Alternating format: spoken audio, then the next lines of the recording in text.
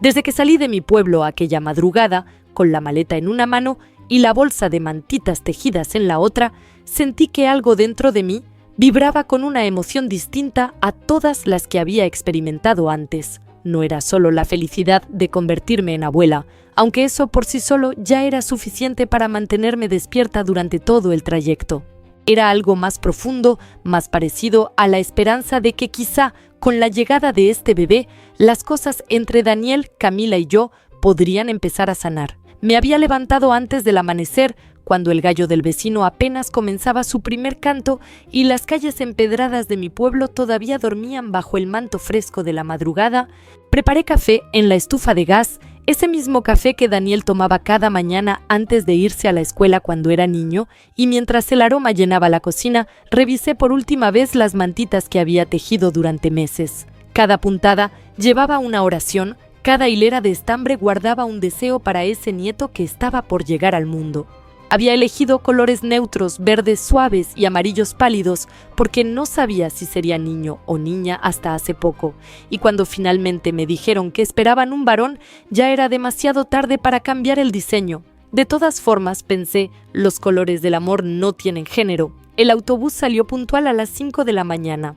Me senté junto a la ventana, en el lado derecho, porque desde ahí podía ver cómo el sol comenzaba a rasgar la oscuridad del horizonte mientras dejábamos atrás las últimas casas de adobe y los corrales donde las gallinas ya empezaban a desperezarse. El conductor era un señor mayor, de bigote canoso y mirada cansada, que me saludó con un gesto de cabeza cuando subí. Había otros pasajeros dispersos por el camión, la mayoría gente del pueblo que iba a la ciudad por trabajo o por algún trámite. Reconocí a doña Lupe, la que vende tamales en la plaza, y a don Artemio, el carpintero que una vez le hizo una cuna a Daniel cuando él nació.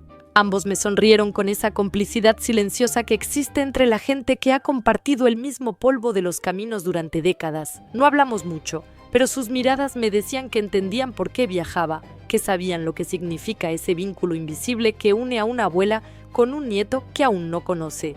Las primeras 2 horas del viaje transcurrieron entre el traqueteo del autobús y el paisaje que iba transformándose poco a poco. Salimos de la zona semidesértica donde está mi pueblo, con sus mezquites retorcidos y sus nopales que se aferran a la tierra seca, y empezamos a subir hacia la sierra. Las curvas se volvieron más cerradas, el aire más fresco, y de pronto aparecieron los pinos que anunciaban que estábamos entrando a otra región.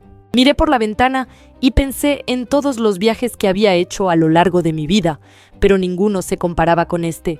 Viajé cuando me casé y dejé la casa de mis padres. Viajé cuando Daniel era pequeño y tuvimos que ir al hospital de la capital porque se enfermó gravemente de pulmonía. Viajé cuando murió mi esposo y tuve que llevar sus cenizas al panteón del pueblo vecino donde estaban enterrados sus padres. Cada viaje había marcado un antes y un después en mi historia, pero pensé mientras el autobús ascendía por la carretera sinuosa, tenía que ser diferente.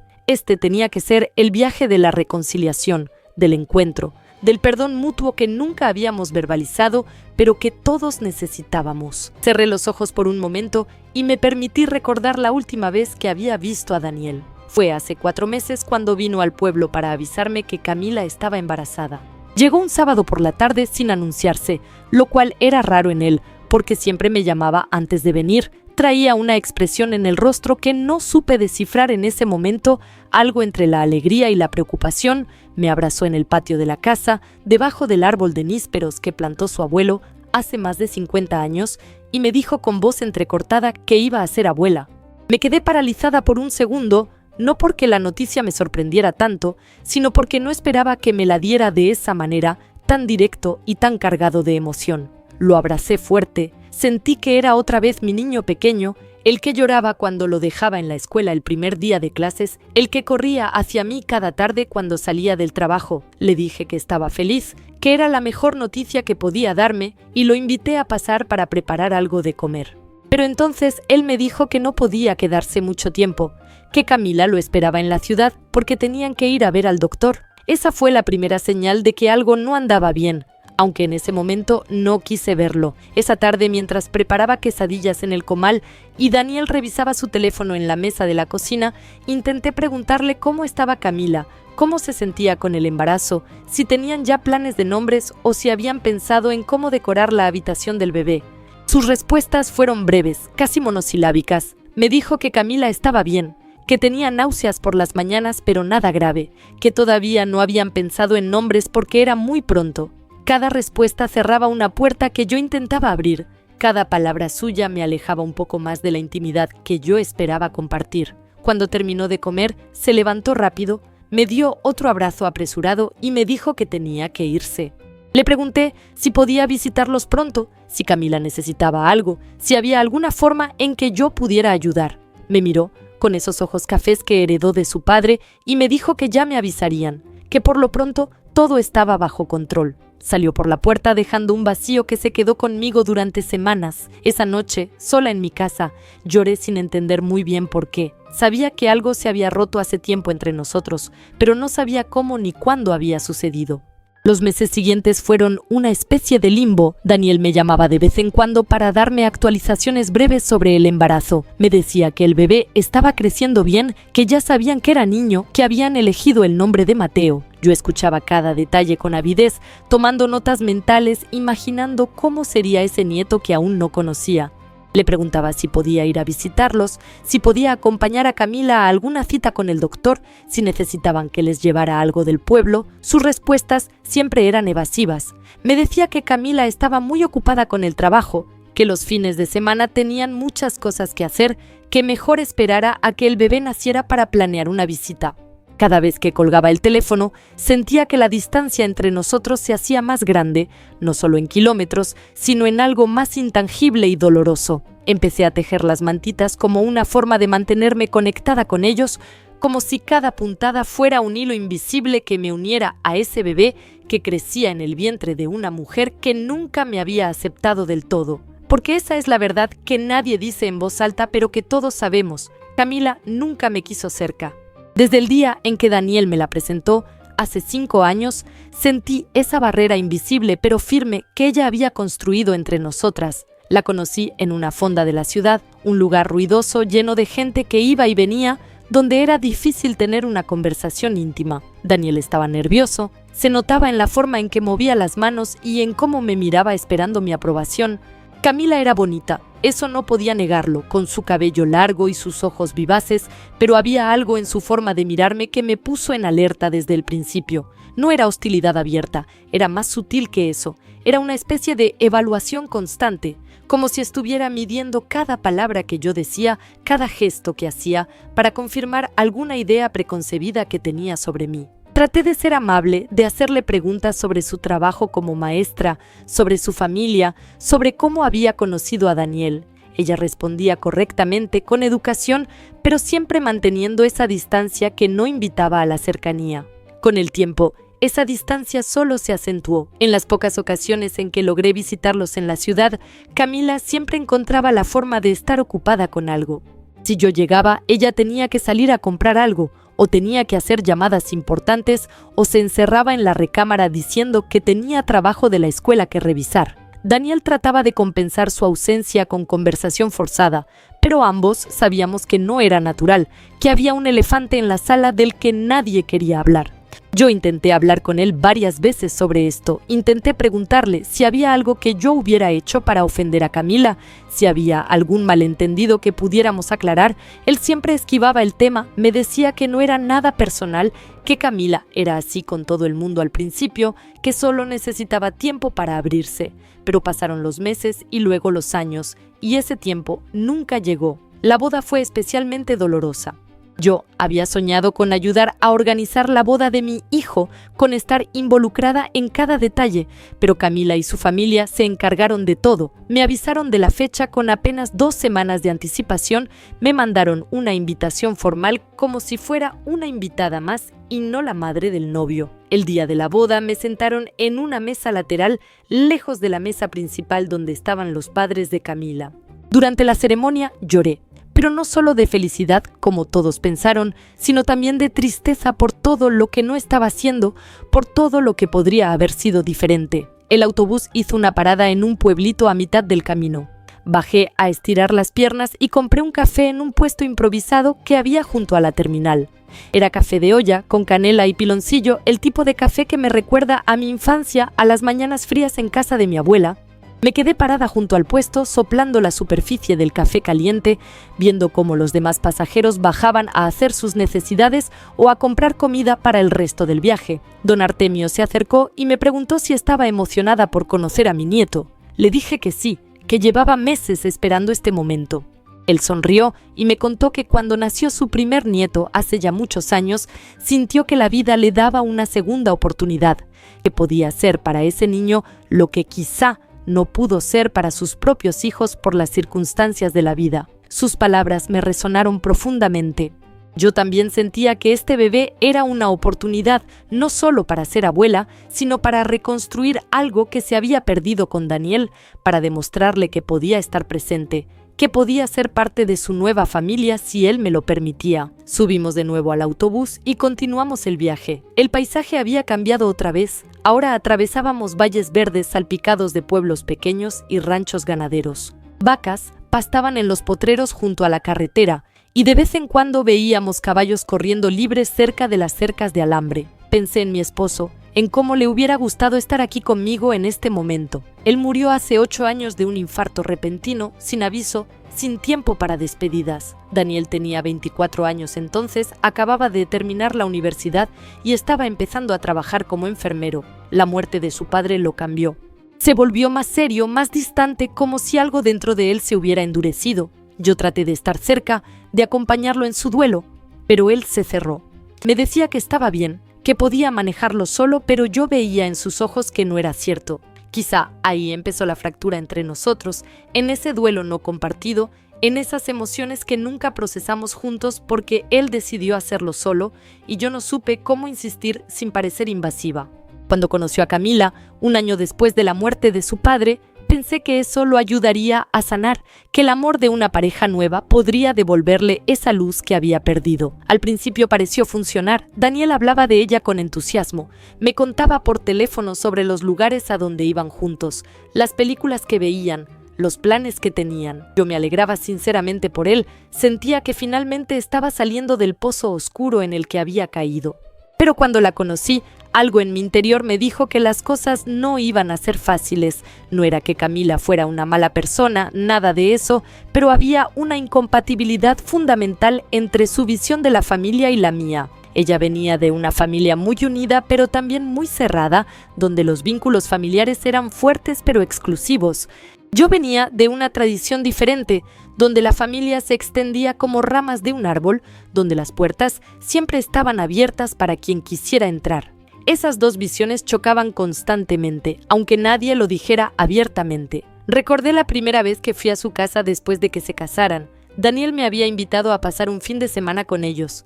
Llegué con una maleta pequeña y una bolsa llena de conservas que había hecho, mermelada de tejocote, ate de guayaba, chiles en vinagre. Pensé que les gustaría tener esos sabores de casa, esos detalles que una madre lleva siempre consigo. Camila recibió las conservas con una sonrisa cortés, pero me di cuenta de que después las guardó en el fondo de la alacena, donde probablemente nunca las usaría. Durante ese fin de semana traté de ayudar en la casa, de lavar los platos después de las comidas, de barrer el patio, pero cada vez que lo hacía, Camila me decía con amabilidad forzada que no era necesario, que yo era la invitada y debía descansar. No entendía que para mí ayudar era mi forma de ser parte de su vida, mi manera de decir que estaba ahí no solo de visita, sino como familia. Esa noche escuché sin querer una conversación entre ellos en la recámara. Camila le decía a Daniel que yo era muy entrometida, que necesitaba entender que ellos tenían su propio ritmo y sus propias formas de hacer las cosas. Daniel le respondió algo que no alcancé a escuchar completo, pero capté las palabras «dale tiempo» y sé su forma de demostrar cariño. Me quedé acostada en el sofá de la sala, donde me habían improvisado una cama, sintiendo cómo las lágrimas rodaban silenciosas por mis mejillas. Esa fue la primera vez que entendí claramente que no era bienvenida en su vida como yo esperaba serlo. El autobús siguió su marcha y yo seguí perdida en mis recuerdos. Pensé en todas las llamadas telefónicas que hice durante el embarazo de Camila, En todos los mensajes que mandé preguntando cómo estaba, si necesitaba algo, si podía hacer algo por ellos. Las respuestas eran siempre breves, agradecidas en apariencia pero distantes en esencia. Gracias, estamos bien. Bursa, no te preocupes, tenemos todo bajo control. Te avisaremos cuando necesitemos algo. Cada frase era un ladrillo más en el muro que se levantaba entre nosotros. Intenté no tomarlo personal. Me repetía a mí misma que era el estrés del embarazo, que Camila estaba pasando por cambios hormonales, que Daniel estaba abrumado con el trabajo y los preparativos para la llegada del bebé. Pero en el fondo sabía que era algo más profundo, algo que tenía raíces en ese primer encuentro 5 años atrás y que había ido creciendo como mala hierba. Las últimas 3 horas del viaje fueron las más difíciles. El autobús entró a la zona urbana y el tráfico se volvió denso.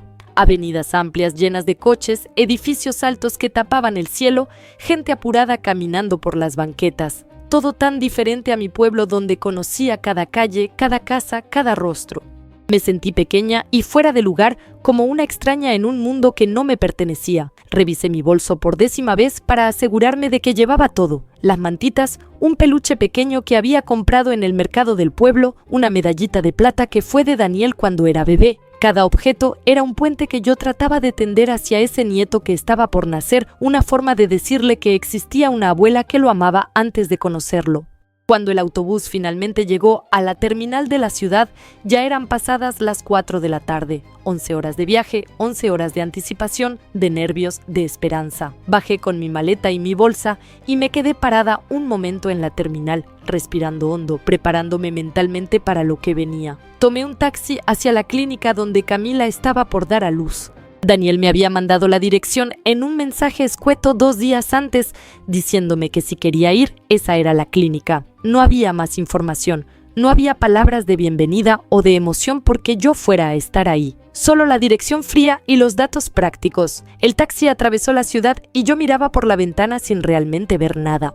Mi mente estaba ya en la clínica, imaginando el momento en que vería a Daniel, en que conocería a Mateo, en que tal vez, solo tal vez, Camila me recibiría con una sonrisa genuina y podríamos empezar de nuevo. El taxista, un señor joven que escuchaba música de banda en el radio, me preguntó si iba a visitar a alguien en el hospital. Le dije que iba a conocer a mi nieto. Él me felicitó con entusiasmo. Me dijo que ser abuelo era lo más bonito del mundo, que su mamá se había vuelto loca de felicidad cuando nacieron sus hijos. Sus palabras me reconfortaron un poco. Me recordaron que lo que yo sentía era normal, que ese deseo de estar presente era legítimo y hermoso. Llegamos a la clínica cuando el sol empezaba a ponerse detrás de los edificios de la ciudad. Era un hospital moderno, de esos con paredes de vidrio y letras grandes en la fachada. Me bajé del taxi, pagué al conductor y me quedé parada en la entrada unos segundos, aferrando la bolsa con las mantitas contra mi pecho. Había gente entrando y saliendo constantemente, algunos con flores, otros con globos, familias enteras que llegaban emocionadas a recibir a sus nuevos integrantes. Me pregunté si así se verían Daniel y Camila cuando me vieran llegar, si habría aunque sea un destello de alegría en sus rostros al verme ahí. Respiré profundo y entré. La recepción olía a desinfectante y a flores frescas. Había un mostrador largo donde varias recepcionistas atendían a la gente. Me formé en la fila esperando mi turno, viendo cómo las parejas jóvenes pasaban rápido hacia los elevadores con sus pases de visitante. Cuando me tocó, una muchacha con el cabello recogido en una cola de caballo me preguntó a quién venía a visitar. Le dije el nombre completo de Daniel y el de Camila. Ella buscó en la computadora, tecleando con uñas largas decoradas con brillantitos. Me preguntó mi relación con los pacientes. Contesté que era la madre del papá, la abuela del bebé. Ella asintió sin levantar la vista de la pantalla y me dijo que esperara un momento, que tenía que verificar con el piso de maternidad si estaba autorizada para subir. Esas palabras me cayeron como un balde de agua fría. Autorizada, como si necesitara un permiso especial para ver a mi propio nieto. Como si fuera una extraña cualquiera y no la abuela que había viajado 11 horas solo para estar ahí. La recepcionista hizo una llamada, habló en voz baja, asintió varias veces y finalmente colgó. Me miró con una sonrisa profesional y me dijo que podía subir al 3er piso, que allá me darían instrucciones. Me dio un gafete de visitante con mi nombre escrito a mano, lo prendí en mi blusa y caminé hacia los elevadores sintiendo que cada paso era más pesado que el anterior. El tercer piso era diferente al lobby, más silencioso, con pasillos largos iluminados con luces blancas fluorescentes que zumbaban levemente. Había señalamientos en las paredes indicando las diferentes áreas: maternidad, neonatos, cuneros. Seguí las flechas hasta llegar a otra estación de enfermería donde una mujer mayor, con el uniforme blanco impecable y una mirada cansada, me preguntó a quién buscaba. Repetí la información. Ella revisó una lista en un portapapeles y me pidió que esperara en la sala de espera que estaba al final del pasillo. Me indicó con la mano hacia dónde ir. Caminé despacio notando las puertas cerradas de las habitaciones, los carritos con medicinas, el sonido lejano de un bebé llorando. La sala de espera era pequeña, con sillas de plástico azul acomodadas contra las paredes y una televisión apagada en una esquina. Había una pareja mayor, probablemente también abuelos, esperando conocer a un nieto, y un hombre joven que revisaba su teléfono con expresión ansiosa. Me senté en una esquina, coloqué mi bolsa en la silla de al lado y esperé. Los minutos pasaban con una lentitud dolorosa. Veía el reloj en la pared, uno de esos relojes redondos con números grandes, y cada tic parecía retumbar en mi cabeza. Pasaron 10 minutos, luego 15, luego 20. Nadie venía a buscarme. La pareja mayor fue llamada y salieron felices hacia las habitaciones. El hombre joven también se fue después de recibir una llamada. Yo seguía ahí sola en esa sala fría, esperando. Finalmente, después de casi media hora, vi a Daniel aparecer en la entrada de la sala. Llevaba su uniforme de enfermero, pantalón azul marino y camisa blanca con una identificación colgando del cuello. Se veía cansado, con ojeras marcadas y el cabello desordenado. Cuando me vio, su expresión no fue de alegría ni de sorpresa. Fue algo más cercano a la resignación. Caminó hacia mí sin apresurarse, con las manos en los bolsillos. Me puse de pie inmediatamente, con una sonrisa que intentaba ocultar mi nerviosismo. Me acerqué para abrazarlo, pero él dio un paso atrás, manteniéndose a distancia. Fue un gesto sutil pero claro, una barrera física que me dejó con los brazos a medio extender. Me preguntó qué hacía ahí. Su tono no era exactamente hostil, pero tampoco cariñoso. Era neutro, como si le estuviera hablando a una conocida y no a su madre. Le dije que había venido a conocer a mi nieto, que había viajado toda la mañana para estar presente en este momento tan importante. Él asintió despacio, pasándose una mano por el rostro en un gesto de agotamiento. Me dijo que había sido un parto largo, que Camila había tenido complicaciones, que el bebé estaba bien, pero ella estaba muy cansada y no quería visitas por el momento. Le pregunté si al menos podía ver al bebé a través del cristal del cunero. Me miró directamente a los ojos y ahí fue cuando lo dijo. Me dijo que Camila quería únicamente a su gente presente en la sala de maternidad. Las palabras salieron de su boca con una frialdad que no esperaba. Su gente, como si yo no fuera su gente. Como si no fuera la abuela de ese bebé. Como si no fuera nadie importante en esa historia. Sentí que algo se rompía dentro de mi pecho, una fisura que se ensanchaba con cada segundo de silencio que siguió. Intenté mantener la compostura, intenté no dejar que mi rostro mostrara el dolor que sentía. Le pregunté si al menos podía dejar las mantitas que había tejido, si podía enviarle a Camila mis buenos deseos. Él negó con la cabeza y luego añadió algo que me destrozó por completo.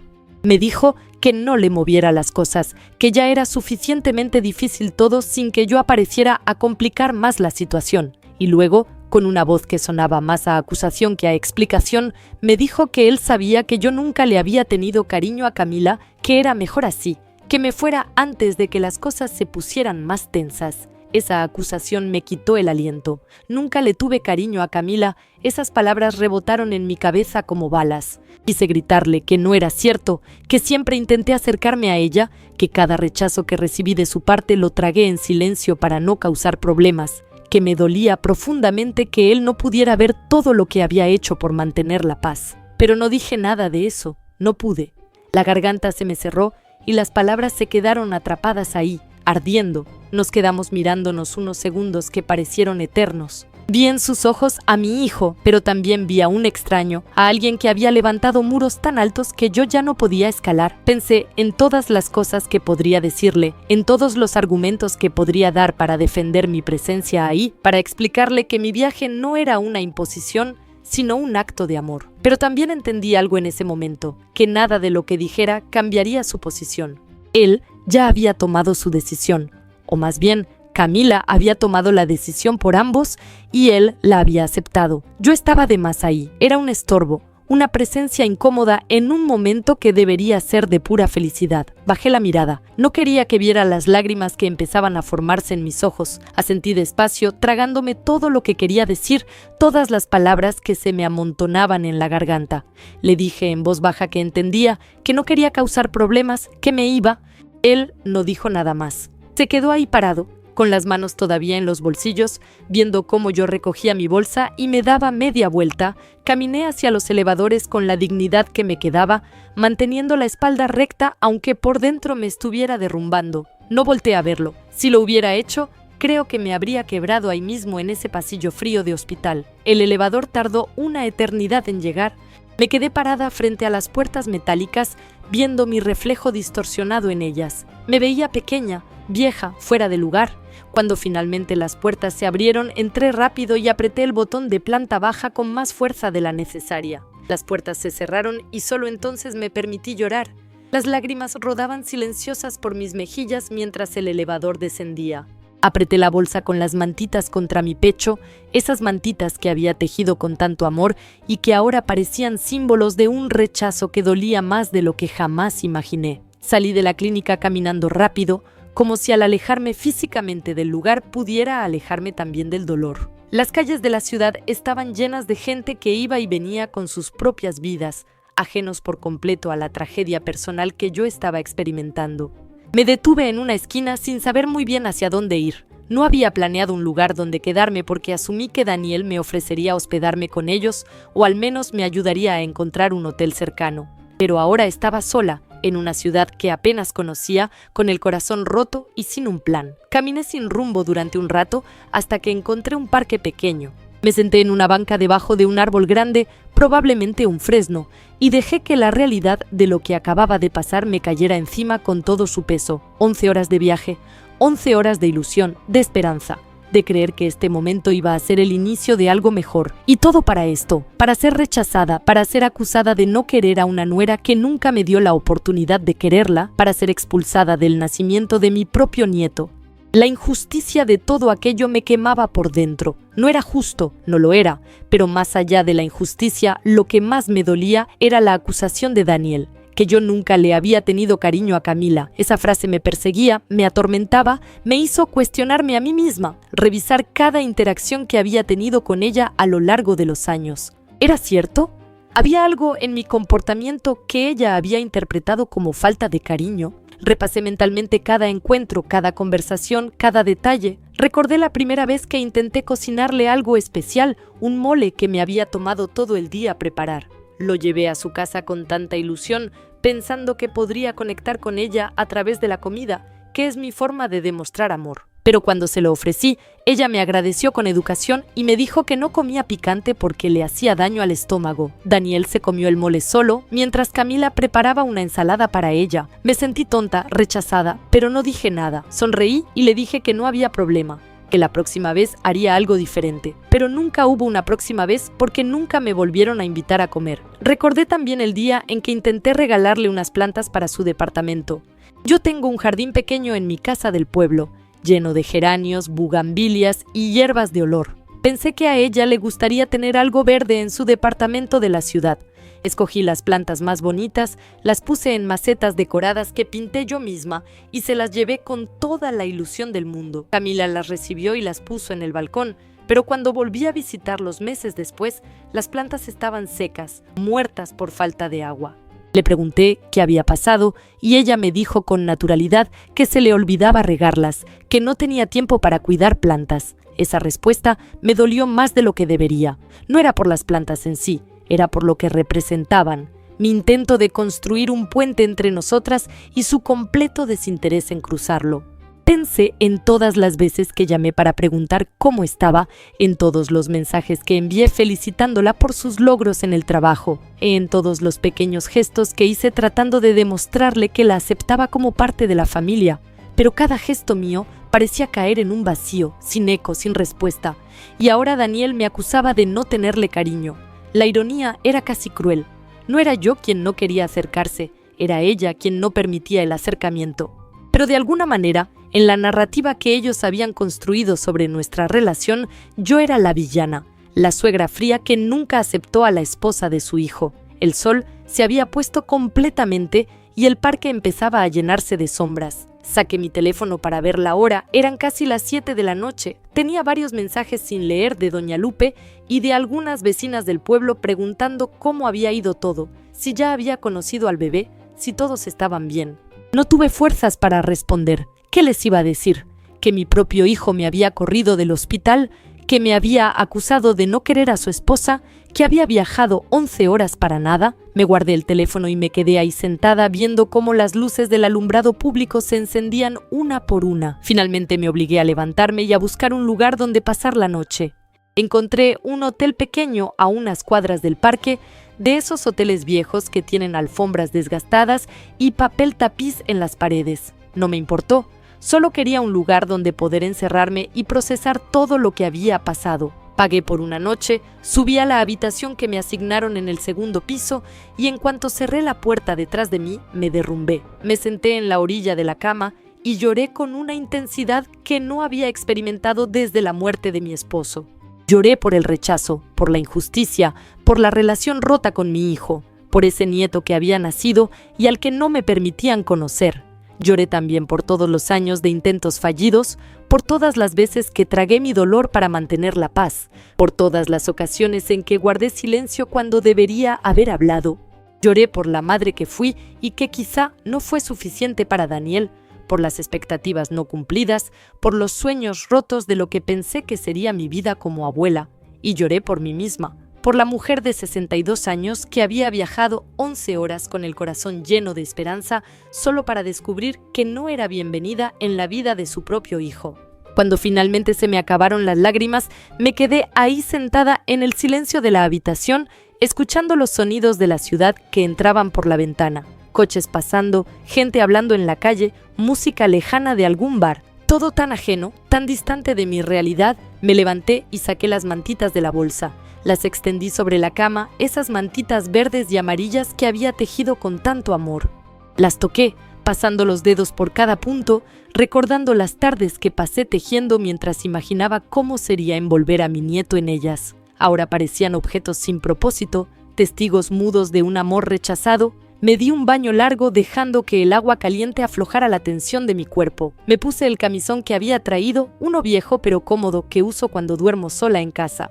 Me metí en la cama del hotel, entre sábanas que olían a detergente industrial y me quedé mirando el techo. Había una mancha de humedad en una esquina que parecía tener forma de nube. Me concentré en ella tratando de no pensar, tratando de aquietar mi mente. Pero los pensamientos seguían viniendo, uno tras otro, como olas implacables. Pensé en cómo le iba a explicar todo esto a la gente del pueblo. Todos sabían que había ido a conocer a mi nieto. Doña Lupe había organizado una pequeña reunión para cuando yo regresara, para celebrar juntas la llegada del nuevo bebé a la familia. Don Artemio me había dicho que me tenía un regalito guardado, una sonaja de madera que él mismo había tallado. Mis vecinas me habían prestado su fe, su alegría, su emoción vicaria, y yo tendría que volver con las manos vacías, sin fotos, sin historias felices que contar, solo con el peso de un rechazo que no sabía cómo explicar sin que me quebrantara al hacerlo. Pensé también en Daniel y en cómo habíamos llegado a este punto. ¿En qué momento se rompió todo? ¿Fue cuando murió su padre y él decidió procesar su duelo solo, alejándose de mí? ¿Fue cuando conoció a Camila y ella lo convenció de que yo era una amenaza para su relación? ¿O fue mucho antes, en algún momento de su infancia o adolescencia que yo no supe identificar? Quizá fui una madre demasiado presente, demasiado involucrada en su vida, y ahora él necesitaba esa distancia para sentirse adulto e independiente. Quizá cometí errores que no vi, dije cosas que no debí decir, hice cosas que lo lastimaron sin que yo me diera cuenta. La maternidad es así, un viaje a ciegas donde cometes errores constantemente y solo te das cuenta de ellos años después, cuando ya es demasiado tarde para enmendarlos, o quizá no era nada de eso. Quizá simplemente Camila nunca me aceptó y Daniel eligió a su esposa sobre su madre, lo cual entendía racionalmente pero que emocionalmente dolía de una forma que no tenía palabras. Un hijo crece y forma su propia familia. Eso es natural y sano, pero cuando esa nueva familia te excluye por completo, cuando te conviertes en un extraño en la vida de tu propio hijo, el dolor es indescriptible. Es como ver morir una relación sin poder hacer nada para salvarla, como ver cómo se aleja un barco del puerto y tú te quedas en el muelle agitando la mano sin que nadie voltee a verte. Me desperté al día siguiente con los ojos hinchados y un dolor de cabeza que palpitaba detrás de mis sienes. La luz del sol entraba por las cortinas delgadas del hotel, iluminando partículas de polvo que flotaban en el aire. Por un momento no recordé dónde estaba, pero luego todo volvió a mí con una claridad dolorosa. El viaje, la clínica, Daniel, el rechazo. Me quedé acostada mirando el techo, sin fuerzas para levantarme, preguntándome qué sentido tenía salir de esa cama si no tenía a dónde ir ni nada que hacer en esta ciudad. Finalmente me obligué a levantarme. Me lavé la cara con agua fría, tratando de reducir la hinchazón de mis ojos. Me vestí con la misma ropa del día anterior porque no había traído mucho equipaje, solo lo suficiente para un par de días porque pensé que me quedaría en casa de Daniel. Bajé al pequeño comedor del hotel donde servían un desayuno simple, café aguado, pan dulce envuelto en plástico y fruta picada que se veía un poco pasada. Me serví café y me senté en una mesa junto a la ventana que daba a la calle. No tenía hambre, pero necesitaba el café. Necesitaba algo caliente que me ayudara a pensar con claridad. Mientras tomaba el café a sorbos pequeños, saqué mi teléfono y revisé los mensajes. Había más de los que esperaba. Doña Lupe había escrito 3 veces preguntando por fotos del bebé. Mi vecina Rosa quería saber si el niño se parecía a Daniel cuando era pequeño. Don Artemio preguntaba cuándo regresaba para llevarle la sonaja que había tallado. Cada mensaje era una puñalada pequeña, un recordatorio de que tendría que explicar lo inexplicable cuando volviera al pueblo. Apagué el teléfono y lo guardé en mi bolso. No estaba lista para responder, no estaba lista para enfrentar la realidad de lo que tendría que contarles. Pasé ese primer día completo caminando sin rumbo por la ciudad. Entré a una iglesia antigua que encontré en el centro. Me senté en una de las bancas del fondo y me quedé ahí durante horas, viendo cómo la luz que entraba por los vitrales dibujaba colores en el piso de piedra. Recé, aunque no estaba muy segura de por qué o para qué. Recé por Daniel, por Camila, por el pequeño Mateo que había nacido sin que yo pudiera conocerlo. Recé también por mí, por encontrar la fuerza para aceptar esta nueva realidad, por sanar este dolor que sentía como una herida abierta en el pecho. Una señora mayor que limpiaba los reclinatorios se me acercó en un momento y me preguntó si estaba bien. Le dije que sí, que solo necesitaba un momento de paz. Ella asintió con comprensión, como si entendiera que a veces la gente va a las iglesias no por fe, sino por refugio. Salí de la iglesia cuando empezaba a oscurecer y caminé hacia un mercado que había visto en la mañana. Compré algo de fruta y un bolillo porque sabía que debía comer aunque no tuviera apetito. Me senté en una banca del mercado y comí despacio viendo a las familias que pasaban. Madres con hijos pequeños de la mano, abuelas cargando bolsas del mandado, parejas jóvenes riendo mientras elegían verduras. Todo el mundo tenía un lugar a donde ir, alguien que los esperaba. Yo era la única que estaba sola, suspendida en una ciudad ajena, sin propósito ni destino. Volví al hotel cuando ya era noche. El recepcionista, un muchacho joven con lentes, me preguntó si necesitaba la habitación por otra noche. Le dije que sí. No tenía planes de regresar todavía al pueblo. No podía enfrentar las preguntas, las miradas de lástima, la explicación que tendría que dar. Necesitaba tiempo para procesar, para entender qué hacer con todo esto que sentía. Subí a la habitación, me quité los zapatos y me acosté en la cama sin siquiera cambiarme de ropa. El cansancio emocional era peor que el físico. Cerré los ojos y dejé que el sueño me llevara, agradecida por unas horas de olvido. El segundo día fue igual al primero. Me levanté, tomé café, caminé por la ciudad como un fantasma. Encontré un parque más grande que el del primer día, con lagos artificiales donde la gente rentaba lanchas. Me senté en una banca cerca del agua y vi cómo las familias remaban en círculos, los niños riendo, los padres tratando de mantener las lanchas en línea recta. Había tantas familias felices, tantos momentos de alegría simple.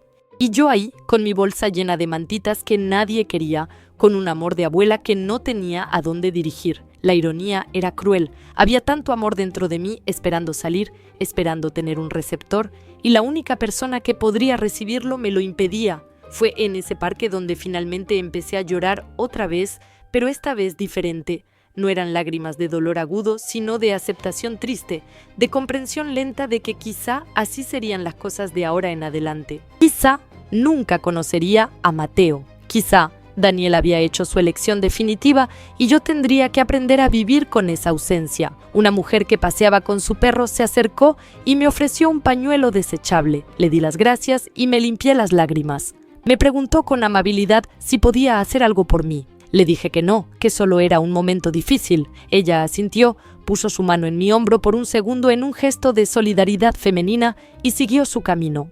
Ese pequeño acto de bondad de una extraña me conmovió más de lo que esperaba. A veces los gestos más simples son los que más significan cuando estás roto por dentro. El tercer día desperté con una decisión tomada. No podía seguir en esta ciudad, suspendida en un limbo de dolor y esperanza.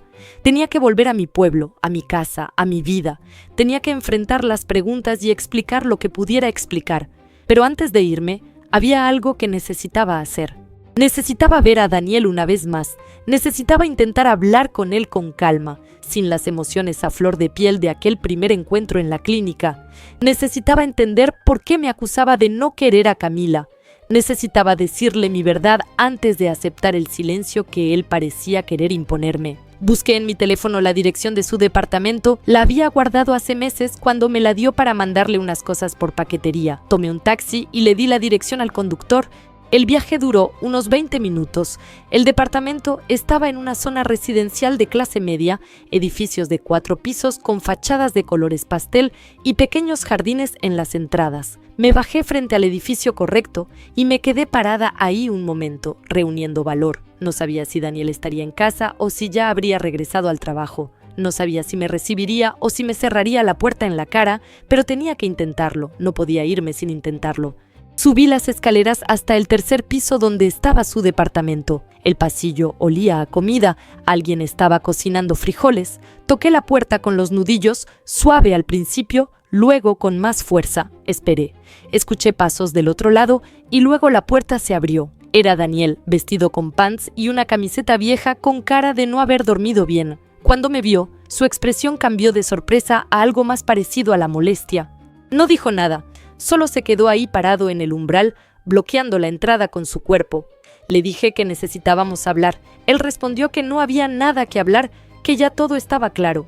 Le supliqué que me diera, aunque sea unos minutos, que había venido desde muy lejos y merecía al menos ser escuchada. Él dudó, miró hacia adentro del departamento como consultando con alguien invisible y finalmente asintió. Salió al pasillo y cerró la puerta detrás de él. No me invitó a pasar. Quedó claro que esa conversación sería ahí, en el pasillo, como extraños. Me apoyé contra la pared porque sentía que las piernas me temblaban. Él se cruzó de brazos y esperó a que yo hablara. Le pregunté por qué me había acusado de no quererle cariño a Camila. Le dije que eso no era cierto, que yo siempre había intentado acercarme a ella, que cada rechazo que recibí lo tragué en silencio para no causar problemas. Le recordé todas las veces que intenté cocinarle, que le llevé regalos, que la llamé para preguntarle cómo estaba. Le dije que nunca, ni una sola vez, había hablado mal de ella o había tratado de ponerlo en mi contra, que si había distancia entre Camila y yo, no era por falta de esfuerzo de mi parte. Mi voz temblaba mientras hablaba, pero me obligué a mantener la mirada firme, a no llorar, a decir mi verdad con toda la dignidad que me quedaba. Daniel me escuchó en silencio con la mandíbula apretada y los ojos fijos en el piso. Cuando terminé, levantó la vista y me dijo algo que me dejó helada. Me dijo que Camila se sentía juzgada por mí todo el tiempo, que cada vez que yo iba de visita, ella sentía que la estaba evaluando, encontrándole defectos, comparándola con algún ideal imposible de nuera perfecta que yo tenía en la cabeza. Me dijo que Camila le había contado cómo yo miraba su casa con desaprobación, cómo mis comentarios inocentes sobre la comida o la limpieza o la decoración siempre tenían un subtexto de crítica, que yo hacía preguntas sobre cuándo iban a tener hijos, sobre por qué trabajaba tanto, sobre por qué no cocinaba más seguido y que todas esas preguntas la hacían sentir inadecuada, como si nunca fuera suficiente para mí. Esas palabras me golpearon con la fuerza de un tren. ¿Era eso cierto? ¿Había sido yo tan ciega a mi propio comportamiento? Traté de recordar esas conversaciones que él mencionaba, esas visitas donde supuestamente yo había hecho sentir mal a Camila. Recordé una vez que comenté que la casa se veía un poco desordenada, pero lo dije como observación casual, no como crítica. Recordé que pregunté por qué no cocinaban más en casa y comían tanto de la calle, pero lo pregunté por preocupación por su salud y su economía, no por juzgarlos. Recordé que sí pregunté varias veces sobre cuándo planeaban tener hijos, pero porque estaba emocionada por la idea de ser abuela, no porque quisiera presionarlos. Pero mientras recordaba todo esto, empecé a ver cómo esos comentarios y preguntas, dichos con la mejor intención, podrían haber sido recibidos de forma completamente diferente por Camila. Le dije a Daniel que nunca fue mi intención hacerla sentir juzgada o inadecuada, que si mis palabras la lastimaron, lo sentía profundamente. Le expliqué que vengo de una generación y de un contexto diferente, donde las madres y las suegras hacen ese tipo de comentarios como forma de mostrar interés y preocupación, no como crítica. Que en mi pueblo preguntar sobre la casa, la comida, los planes de familia es normal, es como demostramos que nos importa la vida de las personas, que quizá no entendí que en la ciudad, con gente más joven, esas cosas se perciben diferente. Le pedí que me diera la oportunidad de hablar con Camila, de explicarle todo esto, de disculparme si fue necesario, de empezar de nuevo. Daniel negó con la cabeza antes de que yo terminara de hablar. Me dijo que Camila no quería hablar conmigo, que ella había sido muy clara al respecto, que el parto había sido difícil, que estaba cansada, que lo último que necesitaba era drama familiar. Me dijo que lo mejor era que yo me fuera, que les diera espacio, que quizá con el tiempo las cosas podrían mejorar, pero que por ahora lo mejor era mantener la distancia. Cada palabra suya era una puerta que se cerraba, un puente que se quemaba. Le pregunté al menos si podía ver al bebé, aunque fuera por 5 minutos, aunque fuera a través de un cristal. Me dijo que no, que Camila había sido muy específica al respecto, que solo su familia y sus amigas cercanas podían visitarla por ahora. Ahí fue cuando algo dentro de mí se rompió definitivamente. Ya no era solo dolor, era indignación, era rabia. Le dije que no era justo, que yo era la abuela del bebé, que tenía derecho a conocerlo. Él levantó la voz por primera vez y me dijo que los únicos derechos eran los de Camila, porque ella era quien acababa de dar a luz, y que si ella no me quería ahí, entonces no había nada más que discutir.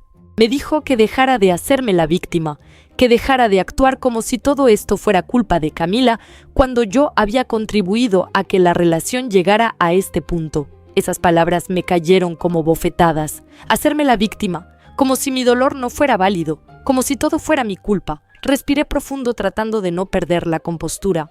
Le dije con toda la calma que pude reunir que lamentaba que él pensara eso de mí, que lamentaba que nuestra relación hubiera llegado a este punto, pero que yo no podía obligarlo a nada, que si esa era su decisión, la respetaría.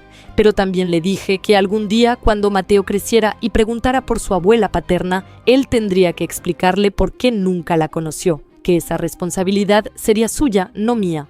Que yo había viajado 11 horas para estar presente, había tocado a su puerta buscando entendimiento y él había elegido cerrarla, que esa elección tendría consecuencias que quizá ahora no veía pero que con el tiempo entendería. Daniel no respondió, solo me miró con una mezcla de enojo y cansancio. Le di las mantitas que había tejido, las saqué de mi bolsa y se las puse en las manos. Le dije que al menos le diera eso a su hijo, que era lo único que podía darle ya que no me permitían darle mi presencia. Él tomó las mantitas sin mirarlas, sin decir gracias, sin ningún gesto que indicara que entendía el amor que llevaban tejido en cada punto. Luego se dio la vuelta, abrió la puerta de su departamento y entró sin decir adiós, sin voltear a verme. La puerta se cerró con un sonido final que resonó en el pasillo vacío. Me quedé ahí parada, sola, viendo esa puerta cerrada.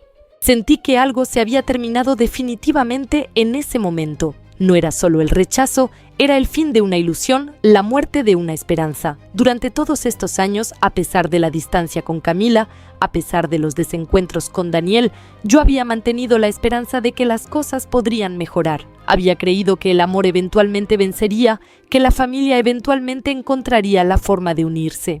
Pero en ese pasillo, frente a esa puerta cerrada, entendí que había batallas que no se podían ganar, que había relaciones que no se podían salvar y que a veces lo único que queda es aceptar la derrota y retirarse con dignidad. Bajé las escaleras despacio, aferrándome al barandal porque sentía que en cualquier momento mis piernas cederían. Salí del edificio a la luz brillante de la mañana. El día era hermoso, con un cielo azul sin nubes, pero yo no podía ver la belleza.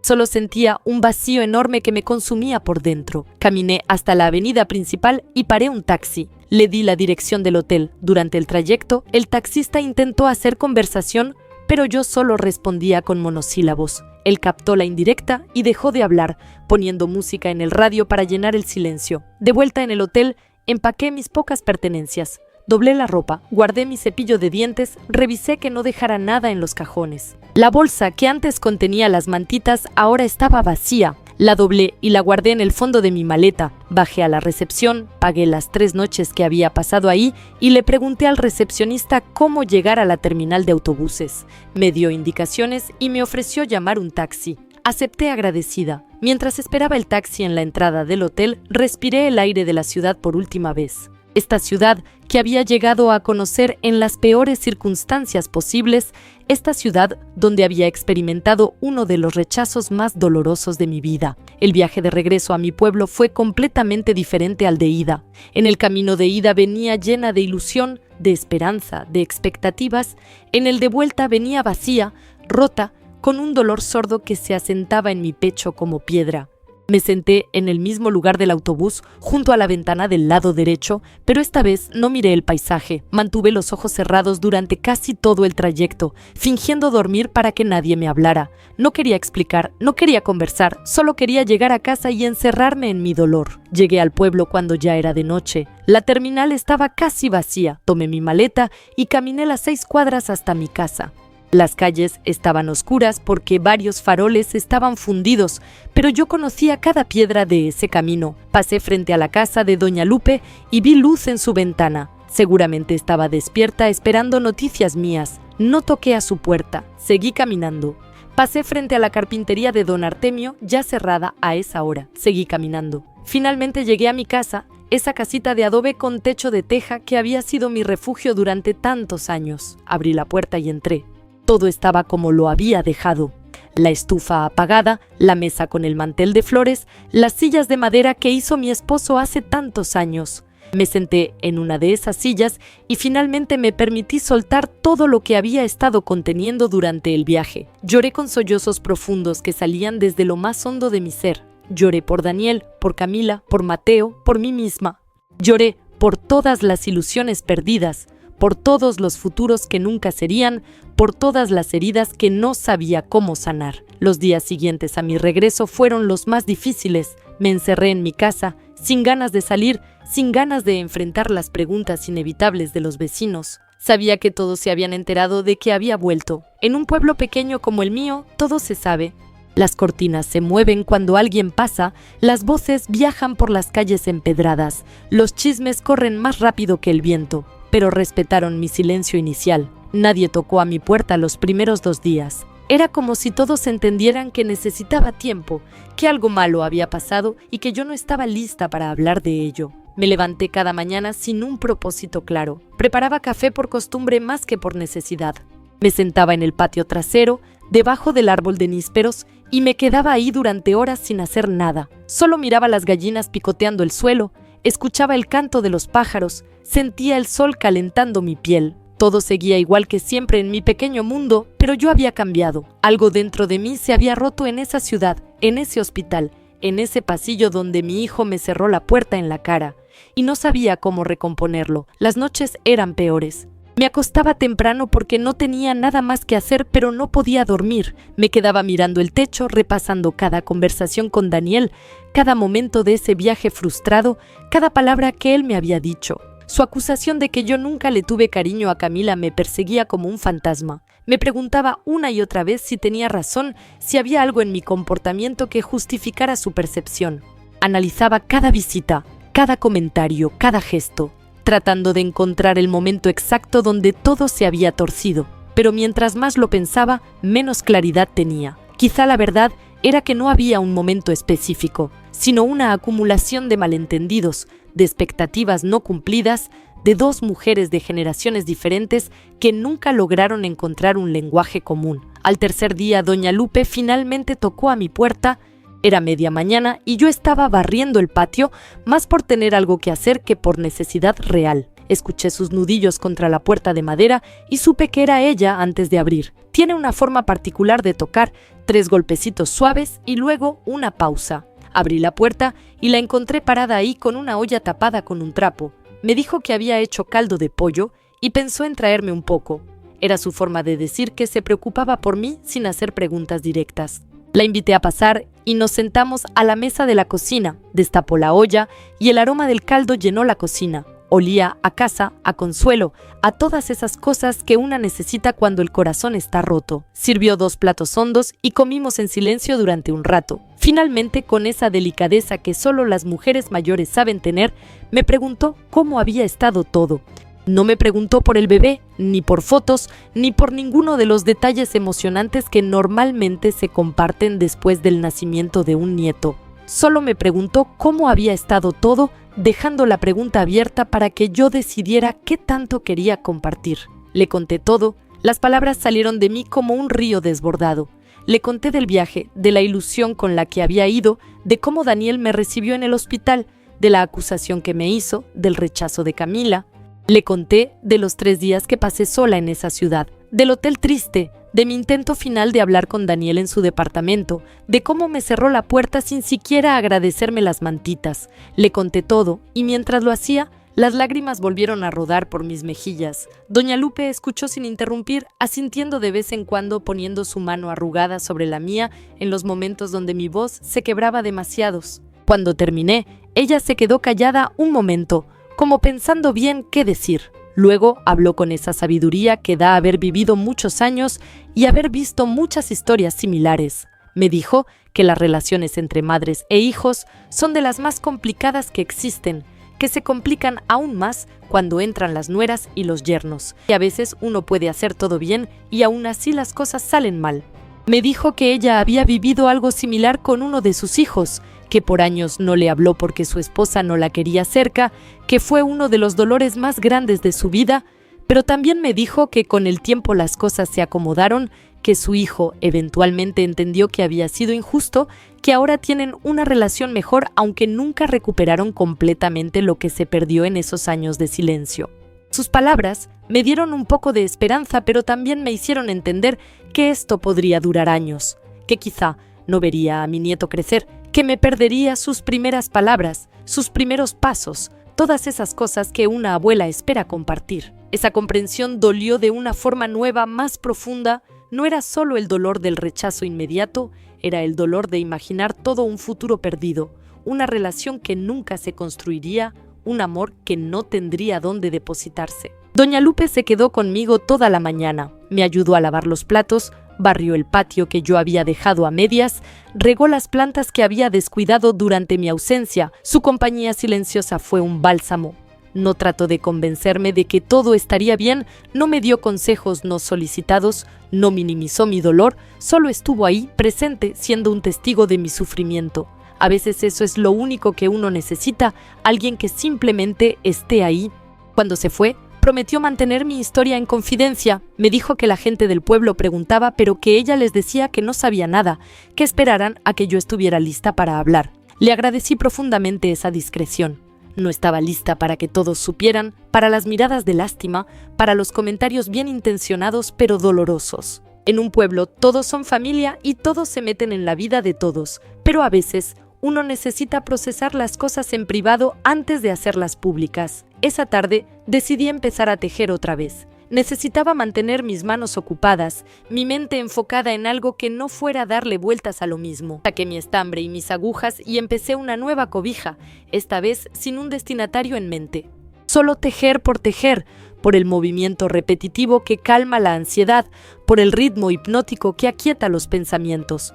Cada punto era una meditación, cada hilera una pequeña distracción del dolor constante que llevaba dentro. Los días se convirtieron en semanas. Establecí una rutina para no perderme en el dolor. Me levantaba temprano, preparaba café, regaba el jardín, alimentaba a las gallinas. Luego, tejía durante horas, a veces en el patio, a veces dentro de la casa si hacía mucho calor. Por las tardes caminaba por el pueblo, saludaba a los vecinos con una sonrisa que no llegaba a mis ojos, compraba lo necesario en la tienda. Por las noches, cocinaba algo simple para mí. Comía sola en la mesa grande donde antes comíamos mi esposo, Daniel y yo, y luego me acostaba a ver la televisión hasta que el sueño finalmente me vencía. La gente del pueblo eventualmente se enteró de que algo había pasado, aunque nunca supieron los detalles exactos. Algunos asumieron que había habido complicaciones en el parto y que el bebé no había sobrevivido, por eso mi tristeza. Otros pensaron que tal vez Daniel y Camila se habían separado y por eso yo estaba así. Dejé que especularan. Era más fácil que sus suposiciones incorrectas llenaran el vacío que tener que explicar la verdad dolorosa de que mi propio hijo me había rechazado. Don Artemio me trajo la sonaja de madera que había tallado envuelta en papel de China. Me dijo que la guardara, que algún día podría dársela a mi nieto. La guardé en un cajón junto con las fotos viejas de Daniel cuando era niño. Un mes después del nacimiento de Mateo, recibí un mensaje de Daniel. Era breve, casi formal. Me informaba que madre e hijo estaban bien, que habían llegado a casa sin problemas, que Mateo comía bien y dormía mejor. Me mandó una foto. Una sola foto del bebé envuelto en una manta azul. No eran las mantitas que yo había tejido, noté inmediatamente. Era una manta comprada, probablemente cara, con su nombre bordado. Amplié la foto en mi teléfono, estudiando cada detalle de esa carita arrugada. Tenía los ojos cerrados en la foto, pero podía ver que tenía el cabello oscuro como Daniel, la nariz pequeña que también era de Daniel. Me quedé mirando esa foto durante horas, memorizando cada rasgo, imaginando cómo sería su voz cuando llorara, cómo sería su risa cuando creciera un poco más. No respondí el mensaje de inmediato, no sabía qué decir. Le agradecía por mandarlo, le preguntaba más detalles, ignoraba el elefante en la sala y actuaba como si todo estuviera normal. Finalmente, después de 2 días, escribí una respuesta simple.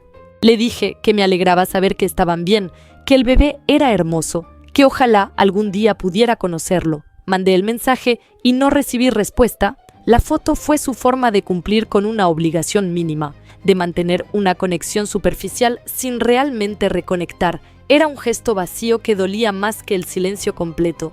Las semanas siguieron pasando y yo seguí con mi rutina. Tejía, cocinaba, cuidaba el jardín, vivía. Pero era una vida a medias, una existencia sin el propósito que había anticipado. Había imaginado que a esta edad de mi vida estaría llena de la alegría de ser abuela, que mi casa se llenaría con las visitas de mi hijo y mi nieto, que mi papel en la familia se expandiría en lugar de contraerse. Pero en lugar de eso, me encontraba cada vez más sola, más irrelevante en la vida de las personas que más amaba. Una tarde, mientras tejía en el patio, tuve una revelación. Me di cuenta de que había pasado semanas esperando que Daniel se diera cuenta de su error, esperando que Camila cambiara de opinión, esperando que alguien más tomara la decisión de reconectarnos. Pero nadie iba a tomar esa decisión por mí. Yo era la única que podía decidir cómo vivir con esta nueva realidad. Podía elegir quedarme en este estado de duelo perpetuo o podía elegir encontrar una forma de seguir adelante.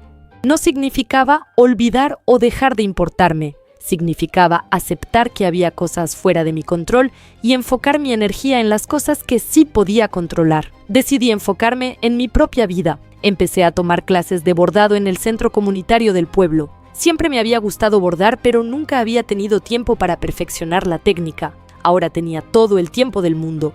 Me uní a un grupo de mujeres que se reunían los martes para rezar el rosario y luego tomar café y platicar. Empecé a ofrecer mi ayuda en la iglesia, limpiando los reclinatorios, arreglando las flores del altar, organizando las kermeses para recaudar fondos. Empecé a vivir para mí misma de una forma que nunca antes había hecho.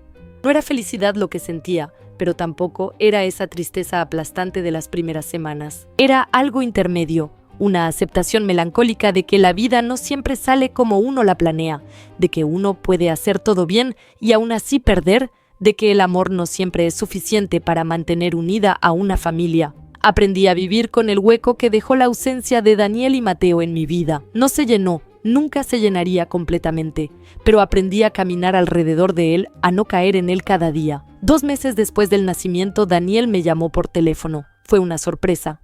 Ya no esperaba sus llamadas. Me preguntó cómo estaba y le dije que bien, que ocupada con mis actividades en el pueblo.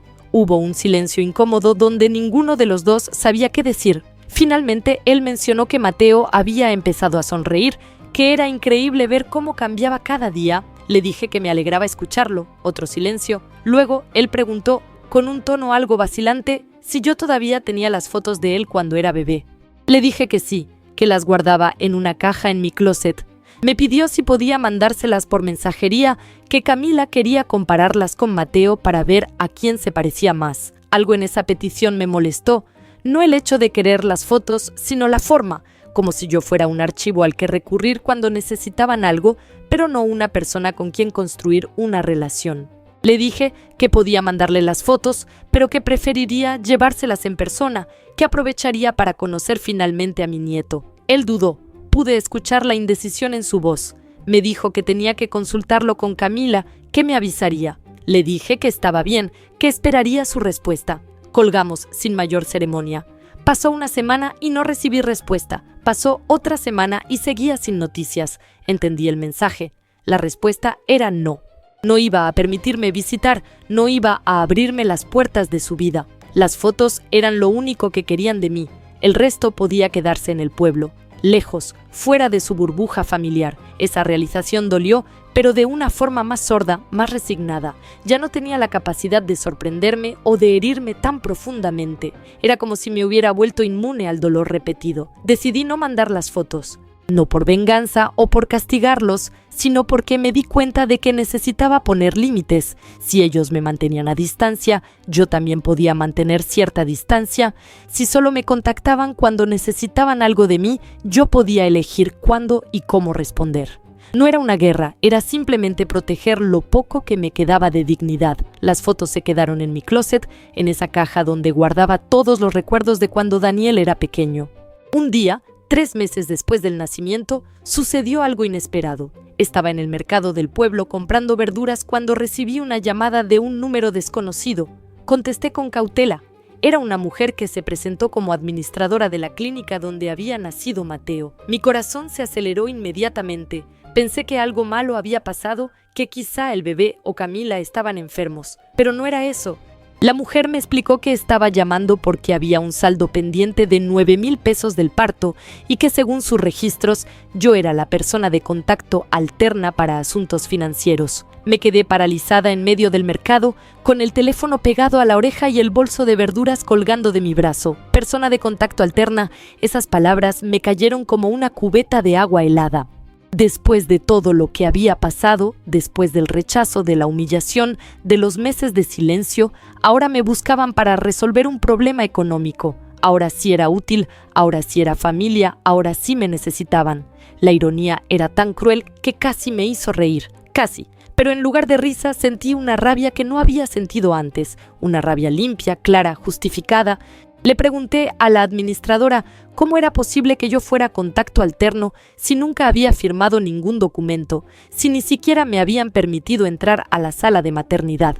Ella revisó sus papeles y me explicó que Daniel había puesto mi nombre y número cuando llenó los formularios de ingreso como contacto de emergencia y responsable financiero alterno en caso de que ellos no pudieran cubrir los gastos. Entonces, Daniel lo había planeado desde el principio. Me había puesto como respaldo económico mientras me excluía emocionalmente. Me había usado sin mi consentimiento, sin siquiera tener la decencia de preguntarme primero. La administradora seguía hablando, explicándome los detalles del saldo pendiente, las opciones de pago, los intereses que se generarían si no se liquidaba pronto. Yo la escuché a medias, con la sangre hirviendo en mis venas. Cuando ella terminó de hablar, respiré profundo, muy profundo. Dejé que el aire llenara mis pulmones, que la rabia se aquietara lo suficiente para poder pensar con claridad. Y entonces tomé una decisión firme, tranquila, pero definitiva. Le dije a la administradora con voz clara y firme que lamentaba mucho la confusión, pero que yo no era responsable de ese pago, que Daniel y Camila eran un matrimonio adulto, que ellos habían tomado la decisión de tener un hijo y que por lo tanto eran ellos quienes debían cubrir los gastos médicos asociados. Que el hecho de que Daniel hubiera puesto mi nombre sin mi consentimiento no me hacía responsable legalmente de una deuda que no había contraído. Le expliqué que yo ni siquiera había estado presente en el parto, que no había firmado ningún documento y que por lo tanto no tenía ninguna obligación de pagar ese saldo. La administradora se quedó en silencio por un momento, como si no esperara esa respuesta. Probablemente estaba acostumbrada a que los abuelos aceptaran pagar sin cuestionar, movidos por el amor a sus nietos y el deseo de ayudar a sus hijos. Pero yo ya no era esa abuela. Esa abuela murió en el pasillo de aquel hospital cuando mi hijo me cerró la puerta en la cara. esa abuela que daba sin esperar nada a cambio, que tragaba humillaciones en silencio, que ponía las necesidades de otros antes que las propias, ya no existía. En su lugar, había una mujer que había aprendido tarde pero finalmente a poner límites. La administradora trató de insistir, me dijo que entendía mi posición pero que la clínica necesitaba que alguien se hiciera responsable del pago. Me preguntó si al menos podía contactar a Daniel para pedirle que se pusiera al corriente con sus pagos. Le dije que por supuesto, que él era el responsable directo y que debían hablar con él. Ella suspiró, anotó algo en sus papeles y me agradeció por mi tiempo. Antes de colgar, me dijo algo que me quedó resonando, que esperaba que este asunto no afectara mi relación con mi familia. Le respondí con una honestidad brutal que ya no había mucha relación que afectar y colgué. Me quedé ahí parada en medio del mercado con el teléfono en la mano y el corazón latiendo fuerte en mi pecho. Las vendedoras me miraban con curiosidad. Probablemente habían escuchado pedazos de la conversación. Doña Remedios, que vende jitomates, me preguntó si todo estaba bien. Le sonreí y le dije que sí, que todo estaba perfectamente bien. Y en cierto modo era cierto. Por primera vez en meses sentí que había hecho algo por mí misma, que había defendido mi dignidad, que había dicho no cuando toda mi vida me habían enseñado a decir sí. Volví a casa caminando despacio, disfrutando el sol de la tarde, el aire fresco del pueblo, los saludos de los vecinos. Entré a mi casa y me preparé un té de manzanilla. Me senté en la mesa de la cocina, la misma donde había llorado tantas veces en los últimos meses, pero esta vez no lloré. Me sentí tranquila, en paz con mi decisión. Sabía que Daniel probablemente se enojaría cuando la clínica lo contactara, que quizá me llamaría para reclamarme, para acusarme de ser egoísta o de no querer ayudar a mi propio nieto, pero también sabía que estaba en lo correcto. No podían excluirme de la vida de Mateo y al mismo tiempo esperarme que pagara por sus gastos. No podían tratarme como un cajero automático mientras me negaban el derecho de ser abuela. Esa noche, mientras me preparaba para dormir, pensé en todo lo que había pasado desde aquel día que salí del pueblo llena de ilusión. Pensé en el viaje en autobús, en las mantitas tejidas con amor, en el rechazo en el hospital, en los días de encierro, en la visita al departamento de Daniel, en los meses de duelo y adaptación. Pensé en cómo había cambiado como persona, en cómo el dolor me había transformado.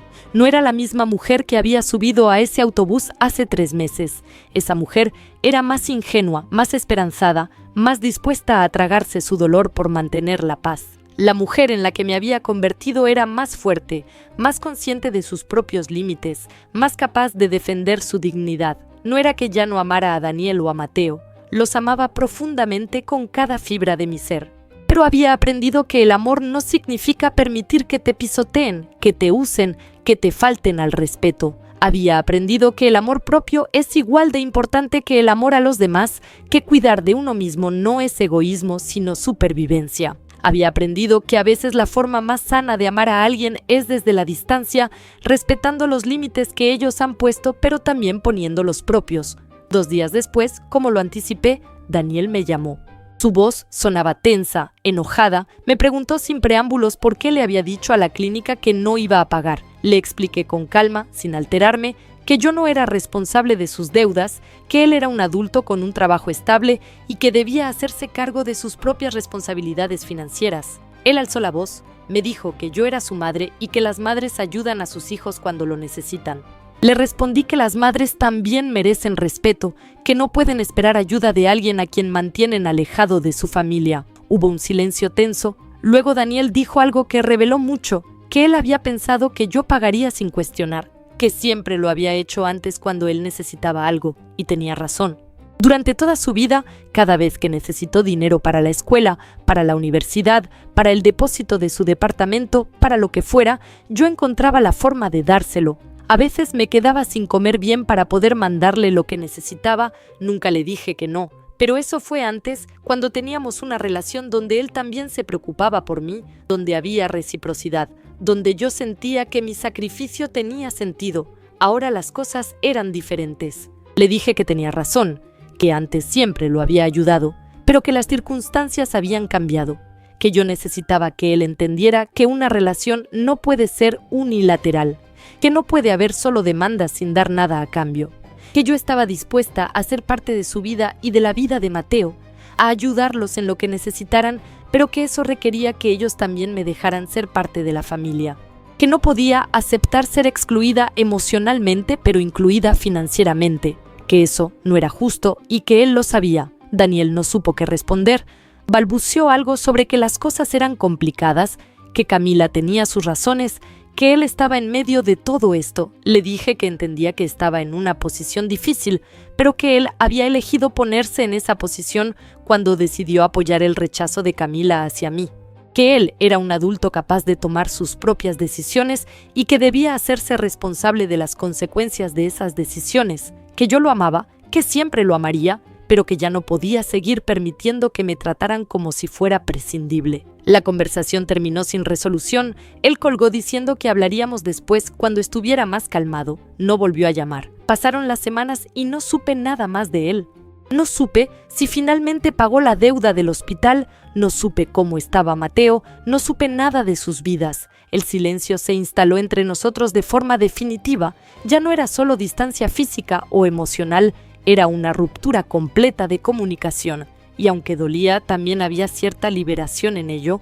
Ya no tenía que estar esperando sus llamadas esporádicas, ya no tenía que estar analizando cada palabra que me decía buscando señales de reconciliación, ya no tenía que vivir en esa esperanza constante que solo me mantenía en un estado de dolor perpetuo. Me enfoqué en mi vida en el pueblo con más intensidad. Las clases de bordado se convirtieron en algo que esperaba con genuina emoción cada semana. Empecé a hacer manteles bordados que vendía en el mercado y la gente los compraba porque eran bonitos y estaban bien hechos. No lo hacía por el dinero, lo hacía porque me daba un sentido de propósito, porque me hacía sentir productiva y capaz. Me uní también al grupo de catequesis de la iglesia, enseñándoles a los niños del pueblo sobre la fe. Ver sus caritas atentas mientras les contaba las historias de la Biblia llenaba un vacío en mí, el vacío de no poder estar con mi nieto. Una tarde, 6 meses después del nacimiento de Mateo, estaba en el parque del pueblo viendo a los niños jugar. Había un niño pequeño, de unos 6 meses, que su abuela cargaba con tanto amor y orgullo. Vi cómo la abuela le cantaba, cómo el niño se reía con sus carcajadas de bebé, cómo había esa conexión hermosa entre ellos. Sentí una punzada de dolor en el pecho, de envidia por lo que esa mujer tenía y yo no. Pero en lugar de quedarme en ese dolor, decidí levantarme e irme a caminar por otro lado. No podía seguir torturándome con lo que no tenía. Tenía que encontrar la forma de ser feliz con lo que sí tenía. Lo que sí tenía era un pueblo que me apreciaba, vecinos que se preocupaban por mí, amigas que me acompañaban en mis días difíciles. Tenía mi casa, mi jardín, mis gallinas, mis manos capaces de crear cosas hermosas. Tenía mi salud, mi independencia, mi dignidad recuperada. Tenía recuerdos hermosos de cuando Daniel era niño, recuerdos que nadie me podía quitar. Y tenía la paz que viene de saber que había hecho todo lo que estaba en mis manos por mantener la relación, que al final no había sido culpa mía, que podía dormir tranquila sabiendo que di todo lo que tenía para dar. Los meses siguieron pasando. El primer cumpleaños de Mateo llegó y pasó sin que yo supiera nada. No recibí fotos, no recibí invitación, no recibí ni siquiera un mensaje informándome. Fue como si ese día no existiera para mí. Lloré en privado esa noche, lloré por todo lo que me estaba perdiendo, por todos los momentos que nunca recuperaría, pero al día siguiente me levanté, me lavé la cara y seguí adelante, porque eso es lo que una hace. Sigue adelante aunque duela, aunque parezca imposible, aunque el corazón esté roto en 1000 pedazos. Un año después del nacimiento recibí un mensaje inesperado. Era de Camila. Era la primera vez que ella me contactaba directamente. El mensaje era breve pero significativo. Me decía que había estado pensando mucho, que se daba cuenta de que había sido muy dura conmigo, que quizá las cosas podrían haber sido diferentes si ella hubiera sido más abierta. Me decía que Mateo estaba creciendo hermoso, que empezaba a caminar, que tenía el carácter fuerte de Daniel, y al final me preguntaba si yo estaría dispuesta a visitarlos algún día, sin presiones, solo para conocer a su hijo. Leí ese mensaje varias veces, asegurándome de entender cada palabra. Mi primera reacción fue de alegría, una alegría casi infantil de que finalmente, después de tanto tiempo, había una apertura. Pero luego vino la cautela. Me pregunté si esto era genuino o si era otro intento de acercarse a mí solo porque necesitaban algo. Me pregunté si estaba lista para volver a exponerme al rechazo, para volver a abrir mi corazón a una situación que podría volver a lastimarme.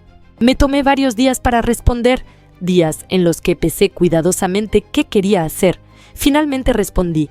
Le agradecí por su mensaje, le dije que apreciaba su honestidad y su disposición a reconectar, pero también le dije que necesitaba que esto fuera un cambio real, no solo palabras bonitas, que si me iban a permitir ser parte de la vida de Mateo, necesitaba que fuera de forma genuina, no como una obligación o como algo temporal hasta que se molestaran conmigo otra vez. Que yo estaba dispuesta a perdonar y a empezar de nuevo, pero que necesitaba respeto, necesitaba ser tratada como familia, no como una extraña tolerada. Camila respondió al día siguiente, me dijo que lo entendía, que ella también quería que las cosas fueran diferentes, que había hablado con Daniel y ambos estaban de acuerdo en que querían darle a Mateo la oportunidad de conocer a su abuela paterna. Me propuso una fecha para que fuera a visitarlos, un sábado del mes siguiente. Acepté, pero con el corazón guardado, con expectativas bajas, con la esperanza medida de alguien que ha sido lastimado antes y que ha aprendido a protegerse. Las semanas antes de la visita fueron de mucha ansiedad. Me preguntaba constantemente si estaba haciendo lo correcto, si debería darles otra oportunidad o si solo me estaba preparando para otro dolor. Hablé con doña Lupe sobre mis dudas. Ella me dijo algo que me ayudó mucho, que la vida es demasiado corta para vivir en el resentimiento, pero que eso no significa que una deba ser tonta y exponerse al mismo daño repetidamente, que debía ir con el corazón abierto, pero con los ojos bien abiertos también, lista para protegerme si las cosas no salían bien. Llegó el día de la visita. Esta vez el viaje fue diferente. No llevé expectativas irreales, no llevé ilusiones de que todo iba a ser perfecto. Llevé un regalo simple para Mateo, un juguete de madera que había comprado en el mercado, y llevé conmigo la determinación de mantener mi dignidad sin importar cómo resultaran las cosas. El viaje en autobús fue tranquilo. Miré por la ventana viendo el mismo paisaje que había visto un año antes, pero esta vez con ojos diferentes, con una perspectiva transformada por el dolor y el crecimiento. Llegué a la ciudad y tomé un taxi al departamento de Daniel. Toqué la puerta con el estómago hecho nudo. Camila abrió. Se veía diferente, más madura, quizá también transformada por la maternidad. Me saludó con amabilidad genuina, no forzada. Me invitó a pasar. El departamento estaba lleno de juguetes y objetos de bebé. Daniel salió de la recámara cargando a Mateo, mi nieto. Finalmente, después de un año, ahí estaba él. Era hermoso, con los ojos grandes y curiosos, el cabello rizado, las mejillas gorditas. Me miraba con esa mirada evaluadora que tienen los bebés cuando ven a un extraño. Daniel me lo extendió sin decir mucho. Tomé a Mateo en mis brazos y sentí que algo dentro de mí se suavizaba. Era real, era mi nieto. Ese ser pequeño llevaba mi sangre, llevaba el legado de mi familia. Era la continuación de una historia que yo había empezado. Mateo me miraba con desconfianza al principio, pero luego, cuando le sonreí y le hablé suavemente, empezó a relajarse. No se rió ni me abrazó, era demasiado pronto para eso, pero tampoco lloró ni me rechazó. Era un inicio. Pasamos la tarde juntos. Hablamos de cosas simples, seguras. ¿Cómo estaba Mateo? ¿Qué le gustaba comer? ¿Cuáles eran sus juguetes favoritos? Evitamos hablar del pasado, del año perdido, de todo el dolor que habíamos causado y recibido. Quizá algún día podríamos tener esa conversación, pero no ese día. Ese día solo se trataba de empezar a construir algo nuevo, algo diferente a lo que habíamos tenido antes. Antes de irme, Camila me preguntó si podía volver a visitarlos pronto. Le dije que sí, que me gustaría. Nos despedimos con un abrazo incómodo pero sincero. En el viaje de regreso al pueblo, no sabía exactamente qué sentir. No era la alegría desbordante que habría sentido si esto hubiera pasado un año antes, pero tampoco era tristeza. Era algo más complejo, más matizado, era esperanza cautelosa, era satisfacción de haber mantenido mi dignidad durante todo el proceso, era alivio de que quizá, solo quizá, podría eventualmente tener una relación con mi nieto. Era aceptación de que las cosas no siempre salen como uno las planea, pero que eso no significa que no puedan salir de alguna otra forma que también sea válida. Llegué a mi pueblo cuando el sol se estaba poniendo. Caminé por las calles conocidas, saludando a los vecinos que salían a tomar el fresco de la tarde. Llegué a mi casa y me senté en el patio, debajo del árbol de nísperos. Las gallinas ya estaban en su corral preparándose para dormir. El cielo se teñía de naranjas y rosas. Todo estaba tranquilo, todo estaba en su lugar, y yo también estaba en mi lugar, diferente a como estuve un año antes, pero finalmente en paz con quien me había convertido. Pensé en todo el viaje que había hecho, no solo los viajes físicos en autobús, sino el viaje emocional y espiritual. Había partido siendo una mujer que definía su valor por cuánto podía dar a los demás, por cuánto podía sacrificarse por su familia. Había aprendido a través del dolor más profundo que mi valor no dependía de eso, que yo era valiosa por ser quien era, independientemente de si mi hijo me aceptaba o no, independientemente de si podía ser abuela de la forma que había imaginado. Había aprendido a poner límites, a decir no, a defender mi dignidad. Había aprendido que el amor propio no es egoísmo, sino la base de todas las demás formas de amor sano. No sabía qué depararía el futuro. Quizá la relación con Daniel y Camila mejoraría con el tiempo, quizá podría eventualmente tener esa conexión con Mateo que tanto había anhelado, o quizá las cosas volverían a complicarse, quizá habría más rechazos, más dolor. No podía controlar eso. Lo único que podía controlar era cómo respondía, cómo me cuidaba a mí misma, cómo mantenía mi dignidad intacta sin importar lo que los demás hicieran. Y eso, finalmente, era suficiente. No era el final feliz de cuento de hadas que había imaginado, pero era un final honesto. Un final donde yo había crecido, donde había aprendido, donde había sobrevivido. Esa noche, antes de dormir, saqué las fotos viejas de Daniel que él me había pedido meses atrás. Las miré una por una, recordando cada etapa de su infancia. Daniel bebé en mis brazos, Daniel niño con su uniforme de escuela, Daniel adolescente con su primera bicicleta. Todas esas versiones de él habían sido mías completamente. El Daniel adulto, el que era ahora padre, ese Daniel había elegido su propio camino. Un camino que a veces me incluía y a veces no. Y yo tenía que aceptar eso. Guardé las fotos de nuevo en su caja. Algún día se las daría a Mateo para que conociera la historia de su padre, para que entendiera de dónde venía, pero por ahora se quedarían conmigo, guardadas junto con todos los demás recuerdos de una vida vivida con amor, con errores, con dolor, pero también con dignidad. Me acosté en mi cama, entre las sábanas limpias que olían a sol porque las había tendido en el patio esa mañana, cerré los ojos y por primera vez en un año dormí profundamente, sin pesadillas, sin despertarme a medianoche con el corazón acelerado. Dormí la paz de alguien que finalmente ha puesto una carga muy pesada en el suelo, de alguien que ha aprendido que no puede cargar con el peso de las relaciones rotas que no rompió ella, de alguien que ha entendido que el amor a veces significa soltar. Y en ese soltar, en ese dejar ir las expectativas y el control, encontré una libertad que no sabía que era posible. Una libertad amarga quizá, ganada a través del dolor, pero libertad al fin.